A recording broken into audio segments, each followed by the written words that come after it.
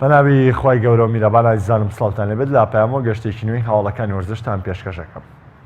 لە یارەکانی هەفتەی یانزەی میخوونی ناوی تازە پێگەشتوانی کوردستان لە شاری ئەولێر تازە پێگەشتوانی پێشمەرگەی ئەولێر میوانداری زاخۆی کرد.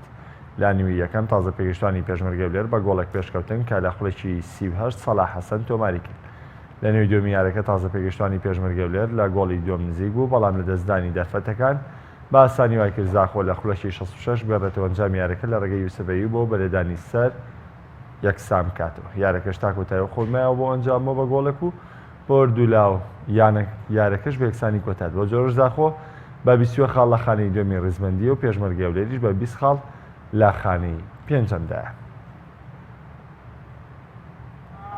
گەلک ئەگرنگ بی بوو مەشیام وەک هەوێت یاری دا تۆمار کردن و مەگەلە فرسەشی پیشکردن و یانیم گەلەشوان چێتر بین و مەش هاستێمەشی وانە باشتر بی مەگەلە فرسن سرینش دەست خۆکردن و هیوی ئومیدمە حەمیل ماینستا یاریامە و دووەکە یاریگامە دا ئینشاڵڵا یاریامە خوا تعویض کردن و ئینشاڵڵا بنە خودانی ناسناویش.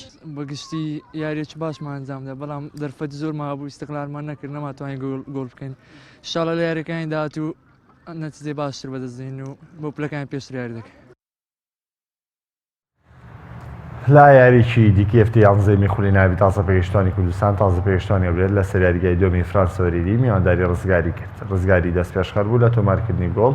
پەیوەند خەلیل بە لەدانی ڕاستەخۆ گۆڵ یەکەمی بۆ ڕزگاری تۆمار کرد لە خوڵەکی 20 ئەولێر بە 3 بە وەڵامی دایەوە لە خوڵەکانی 26 و 30 و 30 لە ڕێگای عەبدولقادر ئەیوب 2 گۆڵ و وەفا فاروق لە نیوەی دومی یاریەکەش ڕکابەری زیاتری بە خۆبینی و ڕزگاری ئەنجامەکەی یەکسان کردەوە لە ڕێگەی محەممەد کەنعان و بیلال مەجید لە خوڵەکانی 47 و 57.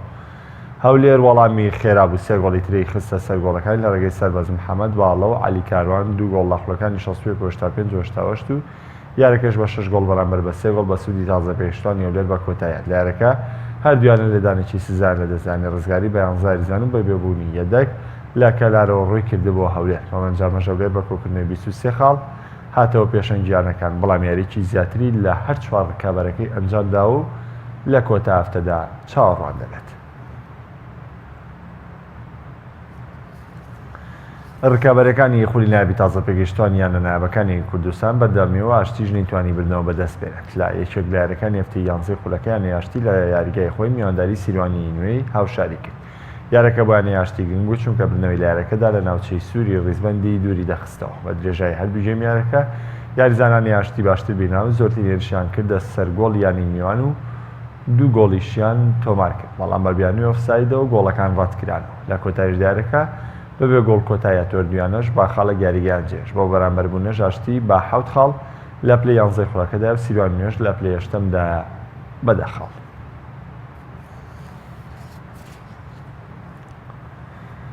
بەڕاستی لە چەند یارێک کە کردومانە لەوەی پێشترە ئاسێکی باشمان پێشکرد، بەڵام شانسی هەرمان نەبوو.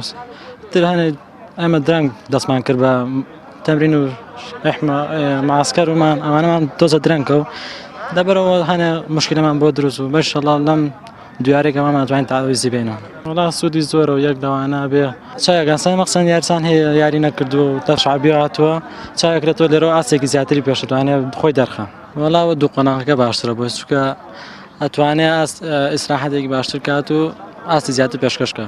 سپاس بۆ سپاس بۆ هەموو یاریزانەکان و دەستەی کاریگەڕی ئەمڕۆ بەڕاستی ئاستێکی باشمان پێشکەش کرد، بەڵام نەماتوانی سەرکەوتوومین تەنها بەرامبەر بووین. بەگشتی ئاستێکی مامناوەندیمان پێشکەش کردووە، بەڕاستی یانی لە خۆمان رازینین بەو ئەنجامە. ئینشەڵا بۆم دوو یارەی داهاتوو باشتر بین. بۆ گرنگێکی زۆر بەسوودی هەیە، ینی لە هەر لە ڕووی مادیەوە هەم لە ڕووی یاریکردن و برارە بۆ یەکەم جار لە شاری سلێمانی یەکەمین پاڵانتینی وڵاتی کاراتێ لە سەراسی کیشۆری ئاسیا ئەنجام بدرێت و هەڵبژاردەی سلێمانیش چاوی لە زۆرترین مەدالیای ئاڵتوونە. برارەیشە ڕۆژێنی ڕکابەرەکانی پاڵانتێکە بە بەشداری 6 هەڵبژاردە بۆ سەرجام ماستەکان ئەنجام درێت و سەرپەرشتیار و ڕانەر و یاریزانانی سلێمانیش ڕایدەگەنن چاوێنە زۆرترین مەدالیایەکە دەستەبەری کرد. بێگومان هەموو پاڵەوانێتێک لەم پاڵەوانێتیانە کە پاڵەوانێتی نێودەوڵەتین ئامادەکاری و ماندووبوونێکی زۆری ئەوێ و ئەوە لای جەنابتان معلومە کە ئەو دامە نییە بۆ وەرزش لە کوردستان و لە عێراق و ئێمە لەسەر جوهد و تواناومانەبوونی کۆمەڵێک لە دڵسۆزانی بەم وەرزشە خۆمان نەساوین بە ئامادەکردنی هەموو ئیش و کارەکانی ناو پاڵەوانێتیەکە بە مەبەستەوەی کە جەنابتان شارتان پێیا بۆی مۆڵەتی ساڵانەی بۆ وەربگرین ئەو پاڵەوانێتیە و ئێستا ئەم کاتێک کە تیان وەستاوێن لێرە ئیشەکان باشە ڕواوە هەموو شوێنەکەەوە ئامادەکاریە کرێ بۆ پاڵەوانێتیە هەڵبژاردەکانی پارێزگاکانی عراق هەمووی گەشتون لە سلێمانین حالێن ئێستا لە سلێمانین و لە مەشق و ڕاهێنانن بژاردەکانی ئێران و سووریا و ئەندەنووسیاش گەشتووە هەڵبژاردەی ئەندەنووسیاش لێرەیە گەشتووە هەڵبژاردەی سلێمانی بێگومان جەنابتان ئاگادارن لە نزیکەوە کە زیاد لە 3 مانگە خۆی ئامادەکە بۆ پاڵەوانێتەکانی سلێمانی و وڵاتی ئەرمینیا و پاشان بە وڵاتی جۆرجیا و بێگومان هەڵبژاردەی سلێمانی چاوی لە زۆرترین مەدالیایە ئینشاءالله بۆ تەمانە و جود و ماندووبوون و توانایی کەیانە لێرە بیسەلمێنەوە بتوانن ببن بە خاوەنی زۆرترین مەدالیا ئەوان لە پێشکەوتوانە بێگومان بەشدارە بن لەگەڵ خۆر 21 ساڵ